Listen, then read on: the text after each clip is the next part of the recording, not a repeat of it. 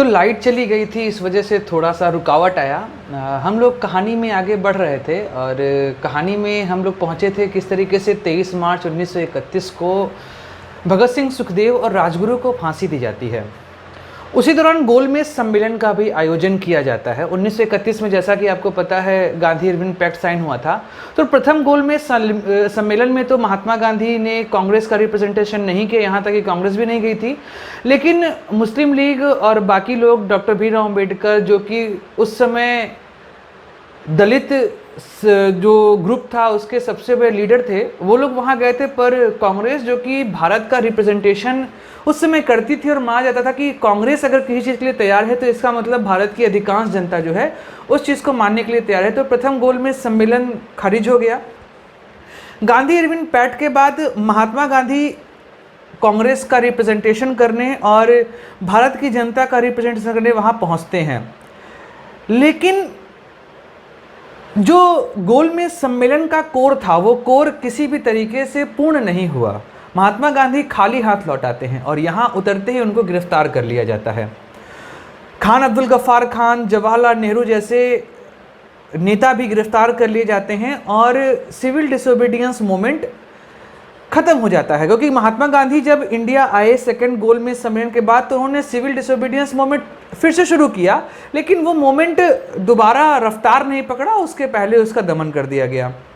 उसी दौरान एक चीज़ और जो मैं आप लोगों के सामने बात करना चाहता हूँ, वो बात यह है कि अस्पृश्यता कानून, इसके विषय में बात करना बहुत जरूरी है। अस्पृश्यता मतलब होता है अनटचेबिलिटी, अछूत। भारत में एक ऐसी संख्या थी जिनको सामान्य रूप से इंक्लूड नहीं किया जाता था, उनको एक्सक्लूजन में रखा जाता था।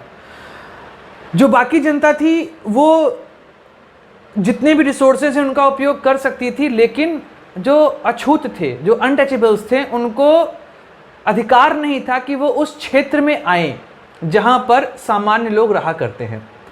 इसकी वजह से भारत में जातिगत विभाजन बहुत ही खतरनाक तरीके से आगे बढ़ा था।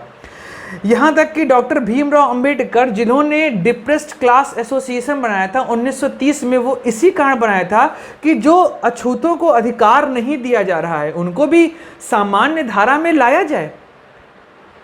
द्वितीय गोलमेज सम्मेलन, सेकेंड राउंड टेबल कॉन्फ्रेंस के बाद, जब British prime minister Ramsay McDonald ने सेपरेट इलेक्टोरेट ग्रांट किया था, जिसे कम्युनल अवार्ड कहा जाता है, वो उन सोसाइटी के लिए था जो डिप्रेस्ड क्लास से आती हैं, दलित वर्ग से आती हैं, उनके लिए सेपरेट इलेक्टोरेट दिया। और ये सेपरेट इलेक्टोरेट एक तरीके से भारत विभाजन को बढ़ाने का एक जरिया था।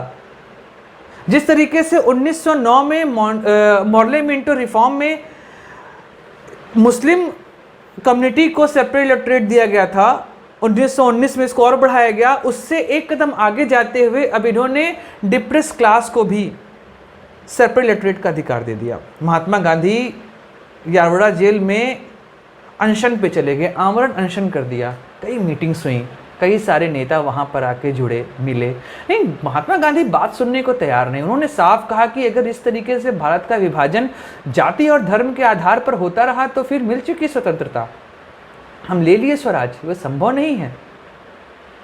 हम अगर इसी तरीके से बढ़ते रहे, अंग्रेजों की इस फूट डालो राज को नीति पे समर्थन करते रहे, तो ये भारत का निर्माण नहीं हो सकता। हम जो देश की इच्छा कर रहे हैं वो देश हम नहीं प्राप्त कर पाएंगे। कई सारी मीटिंग होती है। उसी दौरान महात्मा गांधी की मीटिंग होती है डॉक्टर भीमराव अंबेडकर के साथ, जो कि डिप्रेस्ड क्लास के सबसे बड़े नेता थे। उनके साथ जब उनकी मुलाकात होती है और एक पैक्ट साइन होता है 1932 में, जिसे कहा गया पूना पैक्ट। पूना पैक्ट में दलितों को आरक्षण की व्यवस्था की गई कि अब जिस जगह पर दलितों की संख्या ज़्यादा है वहाँ पर वही रिप्रेजेंटेशन करेंगे, अलग से अब रिप्रेजेंटेशन उनका नहीं होगा। तो पूना पैक्ट भारतीय इतिहास में बहुत ही महत्वपूर्ण घटना है, वरना अंग्रेज तो पूरे तरीके से भारत को बांटने के रूप में आ गए थे। अब चलते हैं कि आखिर सविनय अवज्ञा आंदोलन किस तरीके से लोगों ने स्वीकार किया। तो जो सबसे पहला है वो है मजदूर वर्ग की बात, किसान वर्ग की अगर मैं बात करूं तो किसान समुदाय बहुत हद तक कांग्रेस के सपोर्ट में आया था। 1930 में जब सविनय अवज्ञा आंदोलन लाया गया तो किसानों ने बढ़ चढ़कर भाग लिया और इसमें संपन्न किसान समाज भी था, जिसमें गुजरात के पाटीदार हो गए या हरियाणा और दिल्ली के आसपास के क्षेत्र के जाट हो गए, उन्होंने भरपूर समर्थन दिया, क्योंकि वो सरकारी लगान से बड़ा परेशान थे। लगान उनका लगातार बढ़ता जा रहा था। लेकिन जब महात्मा गांधी ने 1931 में आंदोलन वापस लिया, उस समय लगान पर जो किसानों ने आंदोलन किया था उसका निवारण नहीं हो पाया था, अर्थात लगान बंद करने की व्यवस्था नहीं हो पाई थी। उससे पहले महात्मा गांधी ने आंदोलन वापस ले लिया। किसान बड़े क्षुब्ध हुए, इसीलिए जब दोबारा ये आंदोलन लॉन्च किया गया तो किसानों ने फिर इसमें पार्ट नहीं लिया। यही कंडीशन थी। अगर मैं बात करूं गरीबों की, तो जो गरीब थे, जो पट्टे पे खेती करते थे, किसी दूसरे के खेत पे काम करते थे, उनको उस खेत का रेंट चुकाना पड़ता था। वो रेंट लगातार बढ़ता जा रहा था, और जब रेंट लगातार बढ़ता जा रहा है तो किसानों के अंदर क्षमता नहीं थी कि वो उस रेंट को चुका सकें। लेकिन वो समस्या भी हल नहीं हो पाई, और धीमे धीमे आंदोलन कहीं ना कहीं हिंसक होने लगा, क्योंकि जो लोगों की इच्छाएं थी वो इच्छाएं पूर्ण नहीं हो रही हैं, जिसलिए वो आंदोलन में कूदे हैं, वो आंदोलन आगे बढ़ नहीं रहा। अगर बात करें इंडस्ट्रीज की, व्यवसायियों की, तो व्यवसायियों को प्रथम विश्व युद्ध की वजह से बहुत ज़्यादा फायदा हुआ था, क्योंकि प्रथम विश्व युद्ध के दौरान भारत में जो बाहरी कपड़े आते थे, जो मैनचेस्टर के कपड़े आया करते थे, उन कपड़ों का आयात अब कम हो चुका था। इस वजह से भारतीय कंपनियों को उभरने का मौका मिला।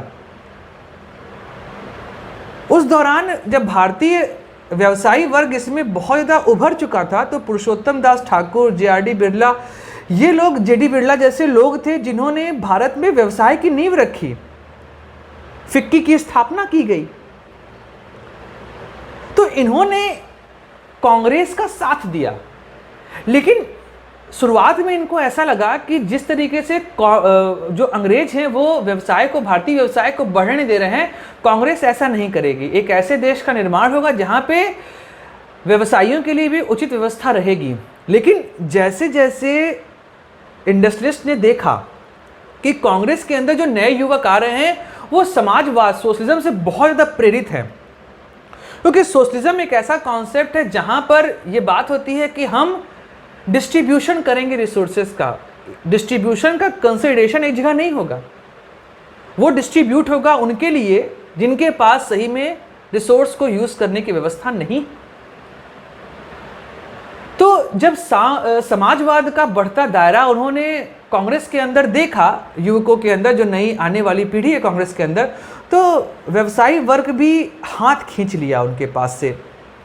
औद्योगिक श्रमिक वर्ग भी उतना ज़्यादा बढ़ चढ़ के यहाँ पर भाग नहीं लिया, क्योंकि इसके पीछे का रीज़न था क्योंकि कांग्रेस लगातार व्यवसायियों के साथ कार्य कर रही थी, जिसकी वजह से श्रमिक वर्ग अपने आप को ठगा हुआ महसूस कर रहा था, और इस कारण उन्होंने कांग्रेस का समर्थन बढ़ चढ़ के नहीं किया। सविनय अवज्ञा आंदोलन अर्थात सिविल डिसोबीडियंस की सीमाएं, जैसा मैंने आपको बताया कि अछूतों को उतना अधिकार नहीं था, इस वजह से सिविल डिसोबीडियंस मूवमेंट भी कहीं ना कहीं एक सीमित दायरे में बंधा हुआ था। लेकिन फिर भी भारतीय इतिहास में एक ऐसा आंदोलन है जिसने भारतीय राजनीति को ही पूरे तरीके से बदल दिया। राष्ट्र निर्माण में एक और बहुत ही महत्वपूर्ण चीज़ होती है, जहाँ पर ये चैप्टर ख़त्म होगा, वो है राष्ट्र निर्माण में आखिर जो पुरानी कथाएं हैं, कृतियां हैं, उनका क्या योगदान होता है। जैसा कि आप जानते हैं कि भारतीय इतिहास 5000 साल पुराना है। हम बहुत समय से एक सभ्यता के रूप में उदय हो रहे हैं, और जिस तरीके से इंडस वैली सिविलाइजेशन की खोज उसी दौरान हुई थी, जिससे हमको पता चला कि भारतीय सभ्यता वैदिक नहीं होकर इंडस वैली, जो उससे 2000 साल पहले, वहां से भी शुरू हुई थी। तो भारतीय सभ्यता बहुत पुरानी और बहुत उन्नत रही है। तो उस समय के आधार को लेकर आगे बढ़ना आवश्यक है, क्योंकि मैंने कहा था कि राष्ट्र निर्माण तभी संभव है जब राष्ट्र में रहने वाला हर एक इंसान, हर एक व्यक्ति अपने अतीत के ऊपर गर्व कर सके, अपने अतीत को सम्मान के साथ मान सके, उन्हें आगे बढ़ा सके। तो अतीत का सम्मान जब तक किसी देश में होगा, वह देश राष्ट्र के रूप में उन्नत होगा, डेवलप होगा। तो तो भारत के निर्माण में ये योगदान भी बहुत ही महत्वपूर्ण रहा। इसमें सबसे बड़ा महत्वपूर्ण योगदान वंदे मातरम गीत का रहा, जो इस समय भारत का राष्ट्रगीत भी है। बंकिम चंद्र चट्टोपाध्याय ने इस गीत को आनंद मठ में लिखा था, जो कि सन्यासी विद्रोह पर आधारित था। मध्य 19th सेंचुरी, जो मिडिल 19th सेंचुरी है, उस समय सन्यासी विद्रोह हुआ था। उस विद्रोह पर उन्होंने वंदे मातरम गीत लिखा था, जिसका अर्थ होता है कि मैं अपने धरती को प्रणाम करता हूं। 1905 में स्वदेशी मूवमेंट के दौरान ये गीत स्लोगन था, एक सिंबल था स्वराज का, एक सिंबल था उस क्रांति का जो फूट डालो राजकोट नीति के विरुद्ध चल रही थी, जो बंगाल विभाजन के विरुद्ध चल रही थी। उसके विरोध में ये सारी बातें चल रही थी। तो आनंद मठ में लिखे वंदे मातरम गीत का एक अलग ही माहौल था, जो आगे भी बढ़ता चला गया। वंदे मातरम एक स्लोगन के रूप में क्रांतिकारियों के बीच में यूज हुआ। अवनींद्रनाथ टैगोर, उन्होंने भारत माता की पोर्ट्रे बनाया, चित्र बनाया। और आप अगर देखेंगे तो जवाहरलाल नेहरू जी ने जो अपना पोर्ट्रे बनाया, उसमें भी उन्होंने हाथ में भारत माता की मूर्ति, जो चित्र है, उसको पकड़ा हुआ है। किताब में फोटो बनी, उस फोटो को पकड़ा, जो ये प्रतीक है कि भारत एक देश नहीं है, ये हमारी माँ है। जिस तरीके से राजा राम जब श्रीलंका में रावण को मारकर विजय प्राप्त किए थे और उनको कहा जाता है कि महाराज अब आप यहाँ पर अपनी सत्ता स्थापित करिए, तो भगवान राम एक ही बात कहते हैं, जननी जन्म भूमिश्च स्वर्गादपि गरीयसी। लक्ष्मण से बोलते हैं कि लक्ष्मण सुनो, जननी जन्म भूमिश्च, ये जो जन्मभूमि हमारी है वो माता के समान। जननी मतलब माता, जो हमें जन्म देती है। उस माता के अगर हम तुलना करें कि उस माता के लिए के बदले अगर कोई हमको स्वर्ग भी दे रहा है, तो वह स्वर्ग भी नश्वर है। जननी जन्म भूमिश्च स्वर्गादपि गरीयसी। ये अतीत की जो भावना हमारे अंदर है, भगवान राम ने जो भावना हमारे अंदर डाली हुई है, वो भावना आगे आएगी ही आएगी। और इस भावना को आने वाली जनरेशन को हमें देना पड़ेगा, दिखाना पड़ेगा कि ये जो देश है, ये भारत है, ये भारत हमारी माँ के समान है, क्योंकि इस माँ के आंचल के अंदर ही हम आगे बढ़े हैं। हमने जो सीखा है वो इस माँ के बदौलत ही सीखा है। तो अवनींद्रनाथ टैगोर ने भारत माता की जो फोटो बनाई, जो चित्र बनाया, वो चित्र सिंबल था कि ये देश केवल जमीन का टुकड़ा नहीं है, ये इस देश में रह रहे नागरिकों की मां है। उसके अलावा सिंबल के रूप में झंडे का प्रयोग हुआ। जैसा कि आप जान रहे हैं कि फ्रांस क्रांति के दौरान भी झंडा बनाया गया था। नीला, लाल और सफ़ेद रंग की पट्टियां वहां पर थीं। उस तरीके से भारत में ही बनाया गया, हरा, लाल और पीला।